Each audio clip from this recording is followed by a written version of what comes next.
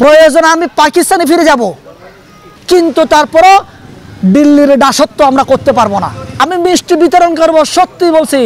যেদিন ভারতীয় দূতাবাস বাংলাদেশের বাংলাদেশের ভাইদেরকে ভিসা দেওয়া বন্ধ করবে, ওই দিন আমি ভিক্ষা করে হলেও আমি মিষ্টি বিতরণ করব বলে দিলাম। আমাদের বাংলাদেশের দূতাবাসে গিয়ে যে আপনারা হামলা করেছেন, আমরা তো বাংলাদেশে, আপনাদেরও তো দূতাবাস আছে, আমাদের বাংলাদেশে আমরা হামলা শুরু করব? আপনারা কি আমাদেরকে বুঝাচ্ছেন ভাই আমরা শুরু করলাম, তোমরাও শুরু করো? আমাদেরকে শেখাও না ভাই, আমরা অনেক আগে থেকে শিখে আছি। বন্ধু মারাও না, বন্ধু একেবারে মারি দেব, ঠিক আছে? বললাম না আমি আর আপনাদের মতো তো মূর্খ গন্ধ না আমরা, ঠিক আছে? গোবর মাখি না। একটা লাঠি ধরবো, অস্ত্র ধরা লাগবে না, আমাদের সোজা হয়ে যাবেন। আমাদের বাংলাদেশের চারপাশে ভারত যদি বলে আমরা তাদের পেটের ভিতরে আছি, তাহলে খুব ভালো কথা বলছেন, ধরতে পেরেছেন আমরা কোথায় আছি। আপনার পেটের মধ্যে আমি আছি, তাহলে আপনার পেটে যখন লাঠি মারা শুরু করব, আমি পেট চিরে যখন আমি বের হব, তখন চিন্তা করেন আপনার পেটের ব্যথা হবে কি কমবে? পেটের ব্যথা বাড়াবো আমি।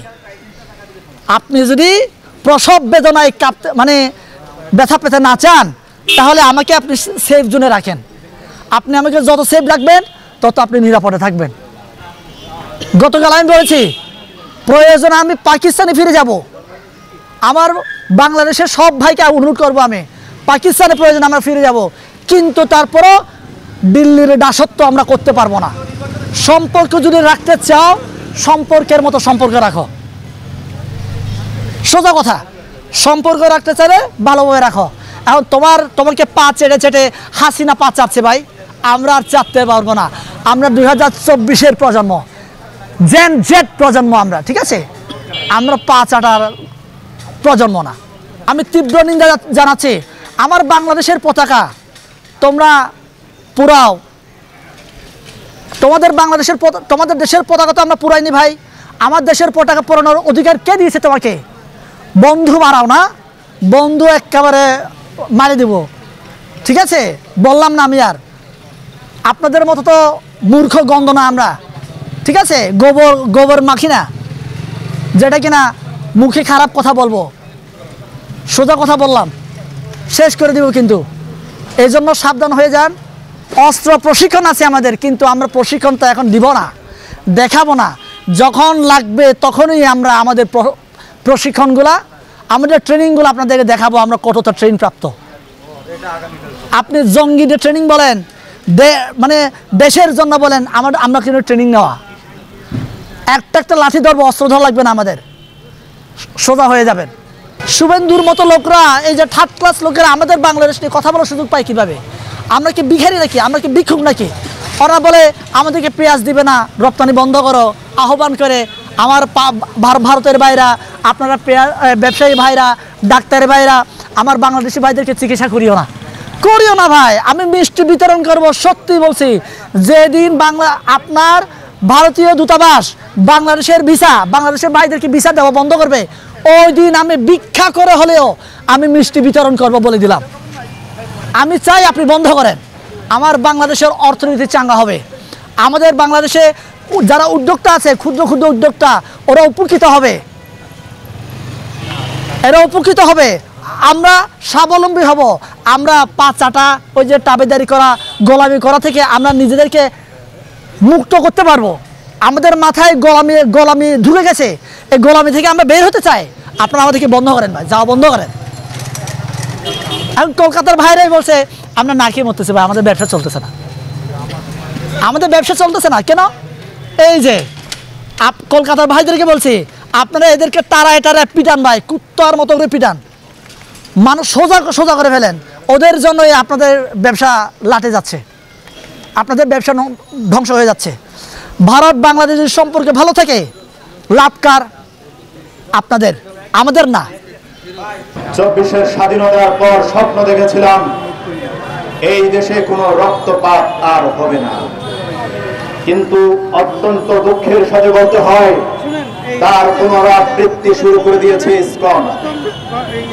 চিন্ময় কৃষ্ণ দাস, এই দাস ব্যক্তিটি মালিক হয়ে সারা দেশে ইসকনের সদস্যদের দিয়ে একটি অরাজকতা তৈরি করার অপচেষ্টা করে যাচ্ছে। বন্ধুগণ, জানতে হবে এই চিন্ময় কৃষ্ণ দাসকে, তার পিছনে মদতদাতা কারা জানতে হবে। আমি আজকে কিছু তথ্য ফাঁস করে দিচ্ছি। এই চিন্ময় কৃষ্ণ দাস হলেন ইসকনের অন্যতম নেতা, যাদের নিয়ন্ত্রণ পার্শ্ববর্তী রাষ্ট্র ভারতের হাতে। আমি আরো স্পষ্ট করছি, বিজেপি নেতা অমিত শাহর হাতে। আবার বলছি, পার্শ্ববর্তী রাষ্ট্র ভারতের বিজেপি নেতা অমিত শাহর হাতে।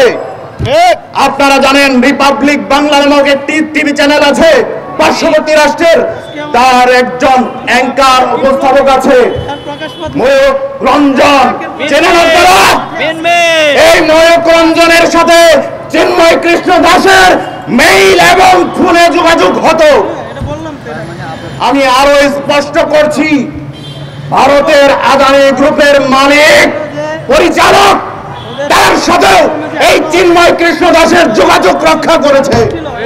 5 আগস্টের পর থেকে এই ময়ূক রঞ্জন, অমিত শাহ এবং আদানি গ্রুপের মালিকের সাথে চিন্ময় কৃষ্ণ দাস প্রতি রাতে যোগাযোগ করেছে।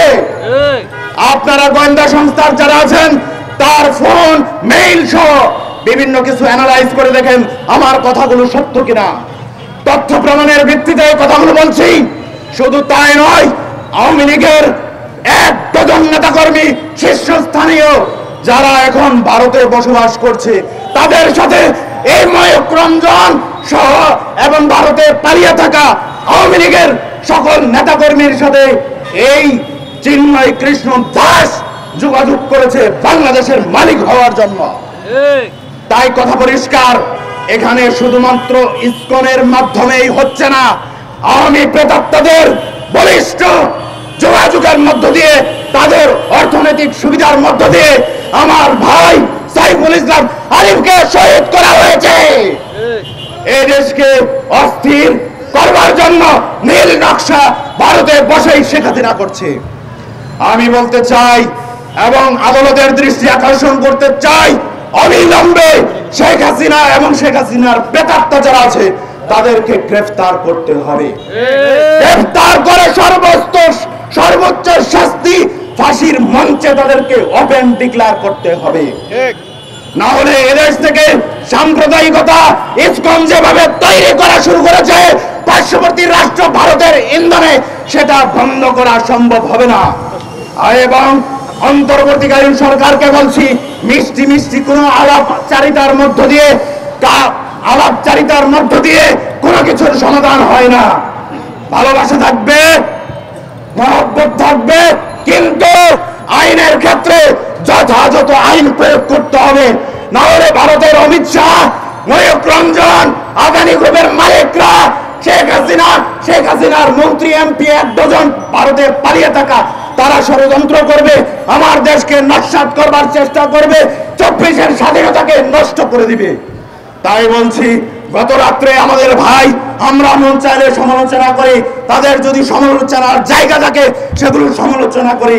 হাসনাত সার্গিসদের উপরে এক ধরনের বর্বরচিত হামলার পরিকল্পনা করা হয়েছিল পার্শ্ববর্তী রাষ্ট্র ভারতে বসে, শেখ হাসিনা সেটি করেছিল। তাদেরকে অবিলম্বে গ্রেফতার করে তদন্ত করে আইনের আওতায় আনতে হবে, না হলে দুর্বার আন্দোলনের মধ্য দিয়ে বাধ্য করা হবে ইনশাআল্লাহ।